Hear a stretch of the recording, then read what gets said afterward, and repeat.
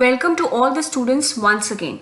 Today we will start the unit 3 that is based on the chapter Corporate Securities and Sources of Long-Term Finance. So today we will cover the following topics, that is ownership securities, in which we will see equity shares, its characteristics, advantages and disadvantages. Then comes your preference shares, in which also we will see its characteristics, advantages and disadvantages, and the amendments made in the Companies Act 2013. So let us start with the ownership securities. See, there are different ways by which the required amount of capital can be raised. And the capital raised by issue of shares to the members of a company is known as owned capital or permanent capital. This capital is not required to be returned by the company to the investors throughout the lifetime of the company. This capital can also be raised by retaining profits or by capitalization of reserves. So this is what your owned capital or permanent capital is. A person who holds the shares of a company is called shareholders and becomes one of the owners of the company. Therefore, the capital is so raised is known as owned capital and the shares are called ownership securities. So this is what your ownership securities means here. Okay, these can be your equity shares, preference shares or deferred shares. Okay, and this we will see in the further lecture in detail. So now let us move on to the equity shares. See, according to section 43 of the Companies Act 2013, shares which are not preference shares are known as equity shares or ordinary shares. जो shares preference shares नहीं होते हैं वो क्या होते हैं, equity shares होते हैं या ordinary shares. We called equity shares as ordinary shares also. So according to section 43 of the Companies Act 2013, shares which are not preference shares are known as equity shares or ordinary shares. The dividend on these shares is paid after the dividend of preference shares have been paid. The dividend rate on such shares depends on the profit available and the intention of the directors. If no profits are available after paying fixed preference dividends, the holders of equity shares get no dividends. In case of the companies goes into liquidation, the amount of equity share capital will be repayable only after every other claim, including that of preference shareholders, has been settled. They enjoy normal voting rights and are entitled to vote in the general meetings of the company. Equity share capital is not repayable during the lifetime of the company, hence it represents as permanent capital of the company. So equity shares holders do not get the dividends, fixed dividends, and they will only get dividends after the preference dividends are paid. And in the case of liquidation also they are repaid with their amount after all the claims of the preference shareholders and others have been settled. But they enjoy the voting rights and they represents the permanent capital of the company. So these are what your equity shares. Now let us see the characteristics of equity shares one by one. The first characteristic is permanent capital.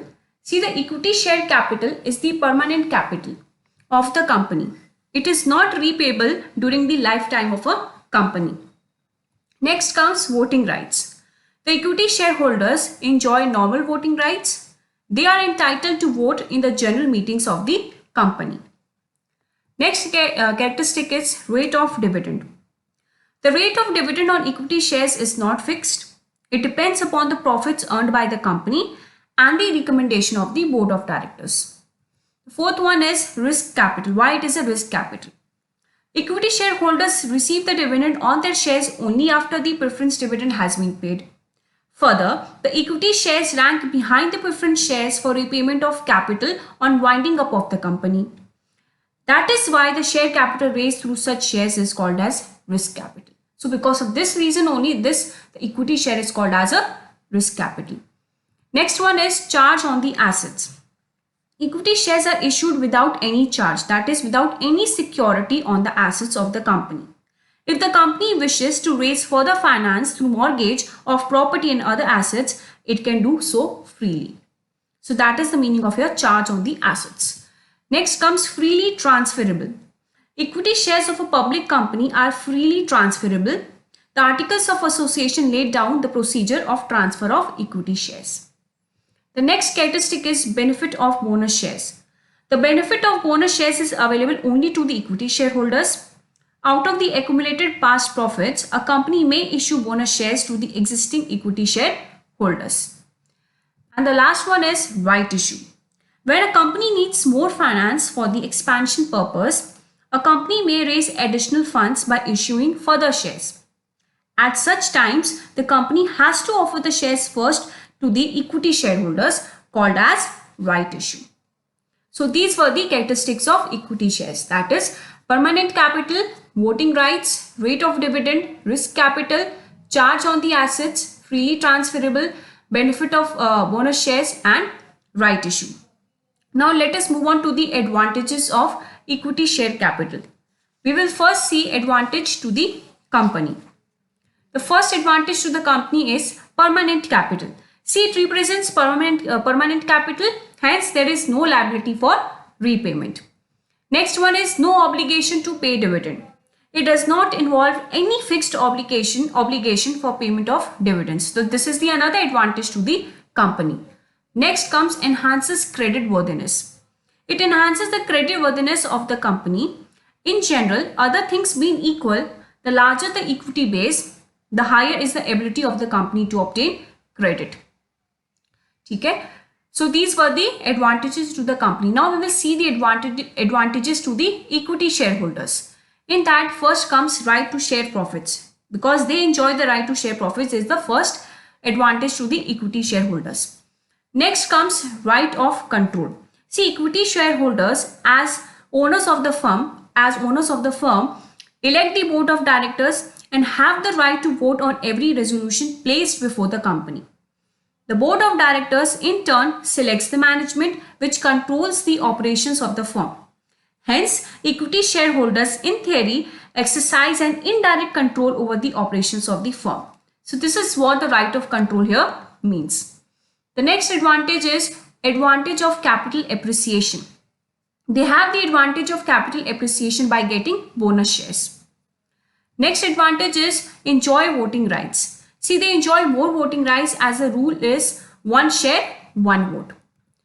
And the last one is preemptive right. Preemptive right means what? The preemptive right enables existing equity shareholders to maintain their proportional ownership by purchasing the additional equity issued by the firm. The law requires companies to give existing equity shareholders the first opportunity to purchase on pro rata basis additional issue of equity share capital. Means whenever the firm wants to expand its business and want to issue the new fresh shares, then it has to give first right to its existing equity shareholders. Then only it can issue the shares to the other people, other public, or it can issue to the other members of the company. But first right comes to the existing equity shareholders. Okay, so this is the preemptive right. So these were the advantages of equity share capital to the company and to the equity shareholders.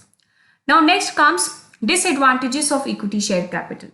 First, we will see to the company. First is cost of equity capital is high. See, the cost of equity capital is high, usually the highest. The rate of return required by equity shareholders is generally higher than the rate of return required by other investors. Okay. Now next comes equity dividends. Equity dividends are payable from post-taxed earnings. They are not tax deductible payments. Okay. Now next comes cost of issuing is high. See, the cost of issuing equity stock is generally higher than the cost of issuing other types of securities. Underwriting commission, then brokerage cost and other issue expenses are high for equity capital. That is why the issue of equity shares is very high to the company. Next comes sale of equity stock to outsiders. See, sale of equity stock to outsiders may result in the dilution of the control of existing shareholders. Though the existing equity shareholders may have the right to maintain proportional ownership when additional equity capital is issued, they may not be able to exercise this right for various reasons. Further, in certain cases, preemptive rights may be curtailed or foregone. So these are the disadvantages to the company. Now next comes to the shareholders. What are the disadvantages to the shareholders? The first one is no definite return on investment. See, there is no definite return on investment. During slack years, dividends may be curtailed or may not be given. The next one is residual claimants. See, equity holders are residual claimants regards earning and capital repayment, and hence it is a disadvantageous. And the last is risk of fluctuation. Second last is the risk of fluctuation. As the price of equity shares fluctuate widely in the stock market, they are not covered for this risk of fluctuation. Okay. And the last one is right of control is a myth. See, the right of control is a myth because in practice, they do not have any control over the affairs of the company as they are scattered, unorganized, and can voice their feelings only in the annual journal meeting. They do not have power to participate in the day-to-day affairs of the company. Therefore, we can say that right of control is a myth to the shareholders, that is to the equity shareholders. So these were the disadvantages of the equity share capital to the company and to the shareholders. Now next comes your preference share capital. As per section 43 clause B of the Companies Act 2013, preference shares are shares which carry preferential rights. The preferential rights of preference shares are preferential right to receive dividend or a fixed amount before any dividend is paid on equity shares. And the second is preferential right to repayment of capital on winding up of the company before the capital of equity shareholders is retained. So according to section 43 clause B of the Companies Act 2013, preference shares are the shares which carry preferential rights, and those preferential rights are what? That they receive dividend or fixed dividend before the dividend is paid to equity shareholders. मतलब equity share holders को पहले pay करने से पहले preference share holders को dividend pay किया जाता है, that is also fixed amount of dividend. And preferential right to repayment of capital, जब कंपनी का वाइंडिंग अप होता है या लिक्विडेशन होता है तो सबसे पहले किसका कैपिटल पे किया जाता है? Preferential capital, preference share holders का कैपिटल पहले रीपे किया जाता है इक्विटी शेयर होल्डर्स से पहले. So these are the two preferential rights which are given to the preference share holders. So this is what the preference share capital means. Now let us move on to the characteristics of preference shares. First characteristic is preferential right on payment of dividend. Preference shareholders enjoy preferential right on the payment of dividend at a fixed rate out of the profits of the company. So this is the first characteristic. Second is preferential right on repayment of capital. At the time of winding up of the company, preference shareholders have a preferential right regarding the repayment of capital, that is the investment which they have made in the company. Next comes fixed rate of dividend. Preference shareholders get a fixed rate of dividend every year. Do not enjoy normal voting rights. See, preference shareholders do not enjoy normal voting rights like the equity shareholders. However, they are entitled to vote when their interest is affected. Next comes not entitled for bonus shares. Preference shareholders are not entitled to claim for bonus shares or new issues. Okay? This right is given to the equity shareholders. Next is investors' choice. Those investors who do not want to take any risk regarding the rate of dividend and return of their fund invested prefer to purchase preference shares. That is why it is an investor's choice. And the last one is do not impose heavy burden on finance. Preference shares do not impose heavy burden on the finances because dividend on these shares will be paid only if profits are available. So these are the characteristics of preference shares. Preferential right on payment of dividend, preferential right on repayment of capital, fixed rate of dividend, do not enjoy normal voting rights, not entitled for bonus shares, investors' choice, do not impose heavy burden on finance. Okay. Now let us move on to the advantages of preference shares. In this also we will see first advantage to the company. First is no redemption problem. Except the redeemable preference shares, which is a negligible portion of the total capital, the company does not face the redemption problem. Okay. So this is the no redemption problem means. No voting rights. The capital does not carry the voting right except regarding the matter concerned with them. This helps company in control matters. Third one is no issue of pledged or mortgaged. While issuing the preference capital, No property of the company need to be pledged or mortgaged. This helps the company in conserving the assets. Fourth one is increases credit worthiness of the company. Preference capital is considered to be the part of network and it increases the credit worthiness of the company. Now let us see the advantage to the preference shareholders. In this, first comes earns stable dividend. It earns a stable dividend rate as compared to the equity shareholders. And the second one is tax exempt. For a corporate investors, preference dividend income is tax exempt to the extent of dividend paid out. So these are the advantages to the company and to the preference shareholders. Now let us see disadvantages of preference share capital. First we will see to the company. In this, first is issuing preference share capital is expensive. See, issuing preference share capital is an expensive as one has the dividend payable is not a tax deductible expense. It is not a tax deductible expense to the company. That is why issuing preference share capital is expensive. Second one is no skipping of dividends. Skipping of dividends may impose a control problem to the company. Okay. Now next comes disadvantages to the preference shareholders. In that first comes no legal protection. Legal protection is not given to the preference holders regarding dividend and capital repayment. The company can skip the dividend and also can postpone the capital repayment. The preference holders are highly exposed to that. Next is dividend paid not attractive. See, the rate of preference dividend is not attractive to the preference shareholders. And the last one is high fluctuations in the market price of preference shares. The market price of preference shares highly fluctuates when compared to the debentures. So these are the three disadvantages which are faced by the preference shareholders. Okay, now we will move on to the next topic, that is Companies Act. What are the amendments made in the Companies Act? In this, we will see one by one the following points. The first one is scope. The new act contains 29 chapters, 470 sections and 7 schedules. The substantial part of law is in the form of rules to be prescribed separately. 33 new definitions are introduced in the act, example associate company, small company, promoter, related party turnover, chief executive officer, chief financial officer, etc.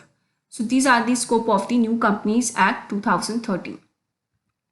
Next comes Uniform Financial Year. Uniform financial year, that is April to March, has been prescribed by the Act for all the companies. Certain exemptions subject to the approval of National Company Law Tribunal are possible under the Act. Now next comes supremacy to shareholders.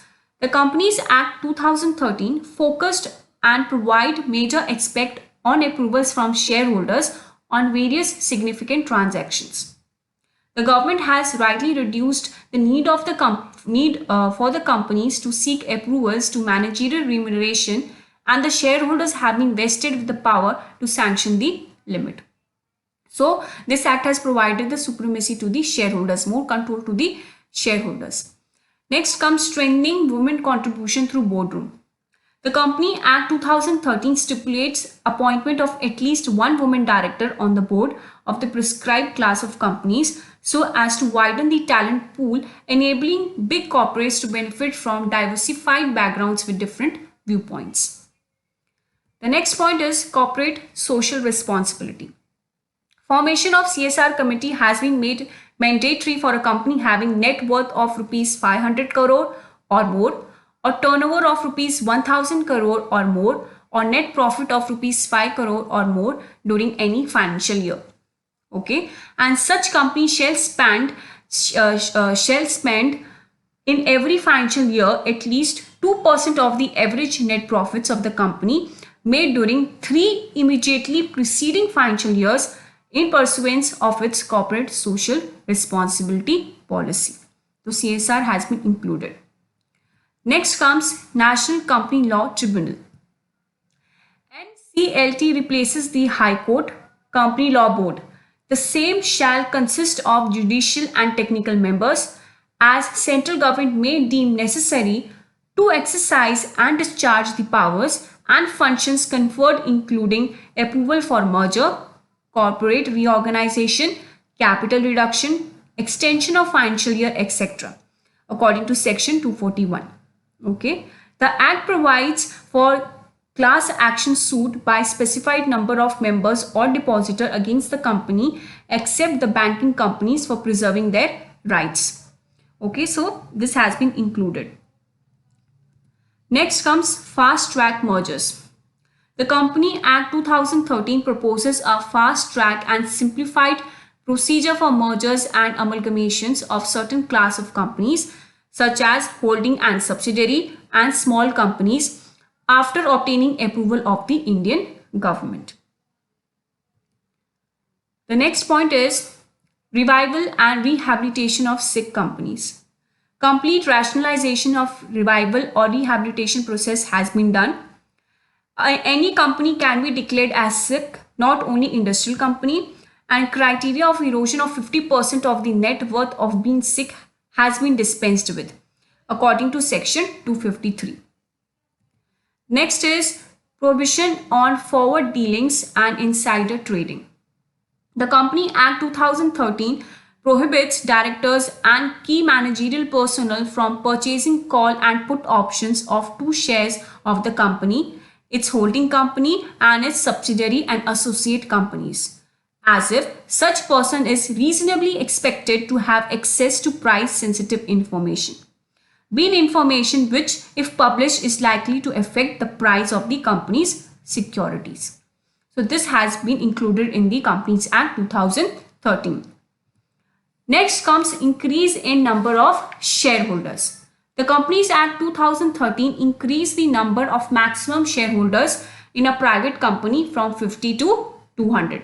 Earlier it was 50 maximum number of shareholders in a private company. Now it has been increased to 200. Next point is one-person company. The Company Act 2013 provides new form of private company, that is one-person company is introduced that may have only one director and one shareholder. The Companies Act 1956 requires minimum 2 shareholders and 2 directors in case of private company. But a new class of company has been included, that is one-person company, in which there will be one director and one shareholder. Okay. Now next comes electronic mode. The Company Act 2013 proposed e-governance for various company processes like maintenance and inspection of documents in electronic form, option of keeping books of accounts in electronic form, financial statements to be placed on companies' websites, etc. This has been included in the Companies Act 2013. Next is independent directors. The Company Act 2013 provides that all listed companies should have at least 1/3 of the board as independent directors. Such other class or classes of public companies as may be prescribed by the central government shall also be required to appoint independent directors. No independent director shall hold office for more than 2 consecutive terms of 5 years. Okay. Now next comes restriction on composition. Every company shall have at least one director who has stayed in India for a total period of not less than 182 days in the previous calendar year. The next is serving notice of board meeting. The Company Act 2013 requires at least 7 days notice to call a board meeting. The notice may be sent by electronic means to every director, may be sent by the electronic means to every director at his address registered with the company. The Companies Act 1956 did not prescribe any notice period to call the board meeting of a company, but the Companies Act 2013 has prescribed it. The next is duties of director defined. Under the Companies Act 1956, a director had fiduciary duties towards a company. However, the Act 2013 has now defined the duties of a director in detail. Now we will see the next, that is rotation of auditors. The Companies Act 2013 provides for rotation of auditors and audit firms in case of publicly traded companies. Next is auditors performing non-audit services. The Company Act 2013 prohibits the auditors from performing non-audit services to the company where they are auditor to ensure independence and accountability of auditor. Next is inspection and investigation. The provision for establishment of Serious Fraud Investigation Office by the central government is another significant feature of the new act. Serious Fraud Investigation Office, that is SFIO, is empowered to arrest in respect of certain offence involving fraud, which is mentioned in section 211. There is no provision for inspection and investigation by SEBI. Next comes compromises, arrangement and amalgamation. The Act provides for cross-border mergers. Separate provision is made for merger between two small companies or holding and wholly owned subsidiary. Valuation of shares or assets, etc. required to be performed by the registered valuer. Okay, so these are the new things or the amendments which are made in the Companies Act 2013. I hope you have understood the lecture very properly. In the next lecture, we will see the second half of this chapter. Till then, thank you.